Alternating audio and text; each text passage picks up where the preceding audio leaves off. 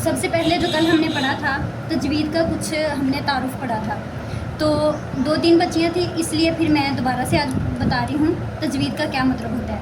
तजवीद का मतलब होता है कि कुरान मजीद को उम्दा करके या फिर निखार कर पढ़ना, उम्दा करके निखार के पढ़ना तजवीद कहलाता है। इस्तिलाही माना क्या है कि कुरान मजीद के हरूफ को उनके असूलों ज़वाबित के साथ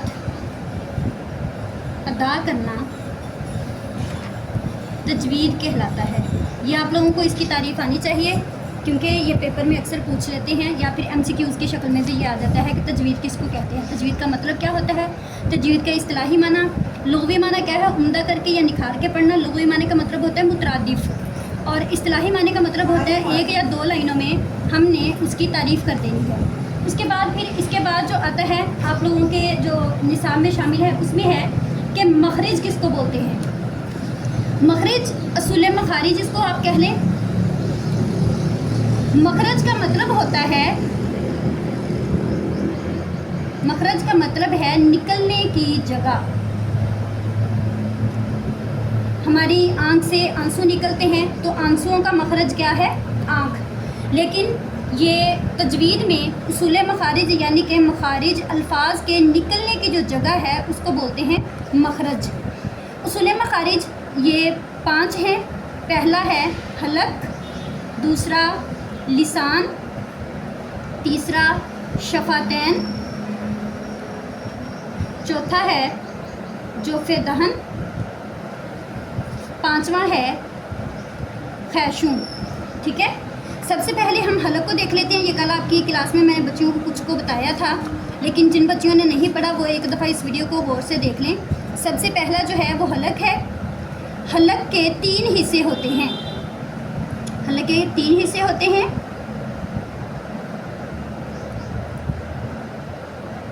पहले को हम बोलते हैं इब्तदाई हलक, वस्ते हलक और इंतहाई हलक। और इन्हीं से 2 जो लफ्ज़ हैं वो इब्तदाई हलक से अदा होते हैं, 2 ही वस्ते हलक से अदा होते हैं और 2 ही इंतहाई हलक से अदा होते हैं, जिनको हम बोलते हैं हरूफ़े हल्की। ठीक है, हरूफ़े हल्की कितने होते हैं, हरूफ़े हल्की 6 हरूफ़े हैं। हमज़ा, हा, ऐन, हा और गैन, खा, ये हैं हरूफ़े हल्की। जब आप आगे इसकी ग्रामर इसमें तजवीद में आप पढ़ोगे कि इजहार, कल्ब, इख्फा, तो उसमें ये आप लोगों ने याद रखना है कि ये 6 हरूफ जो हैं ये हरूफ़े हल्की हैं। आप लोगों को ये MCQs और शॉर्ट क्वेश्चन की शक्ल में भी आ सकता है, या ये भी आ सकता है कि हरूफ़े हल्की क्या है या इजहार हल्की क्या है। उसके बाद हमारे पास है लिसान। दूसरा, लिसान के भी 3 हिस्से होते हैं। ज़बान की नोक, जिससे हम लफ्ज़ सीन, था इस तरह से ज़बान की नोक से अदा करते हैं, पहला। दूसरा है वस्ते ज़बान यानी कि ज़बान का दरमियाना हिस्सा। और तीसरा है ज़बान के किनारे, जो ज़बान की दोनों साइडों के किनारे हैं, दाढ़ों की तरफ उठते हैं तो दौद या ज़ा इस तरह के लफ्ज़ अदा होते हैं, वो होते हैं ज़बान के किनारे। ठीक है, उसके बाद तीसरा हमारे पास है शफातैन। शफ कहते हैं अरबी ज़बान में होंठ को, तो हरूफ़े शफवी भी बोलते हैं इनको, जो होंठों से अदा होते हैं। हरूफ़े शफवी ये 4 हैं।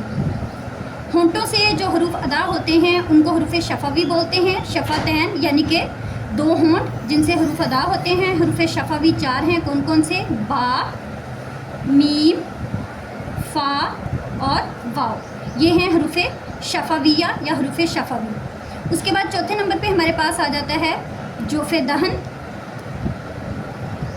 जोफ़े दहन जो है ये कहते हैं मुंह के खाली हिस्से को, मुंह के खाली हिस्से को जोफ़े दहन कहते हैं। यहाँ से हरूफ़े लीन और हरूफ़े मद्दा अदा होते हैं।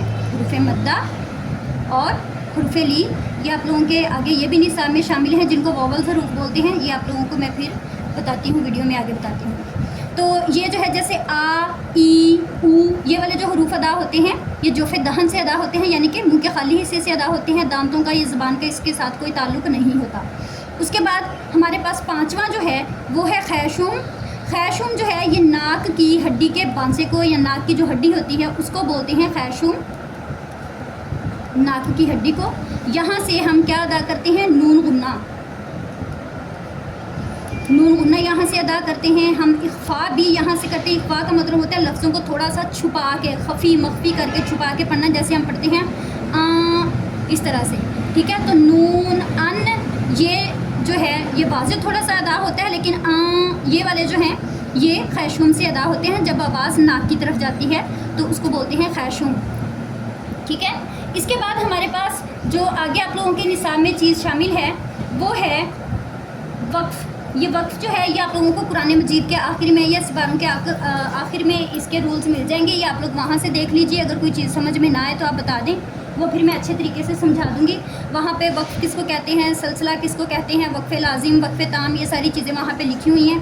तो इसकी ना समझ आए तो आप लोग मुझसे पूछ सकते हैं। उसके बाद हमारे पास आ जाता है वोवल्स हरूफ, जो आप लोगों के वीक 4 में आपके जो चीज़ आती है वोवल्स।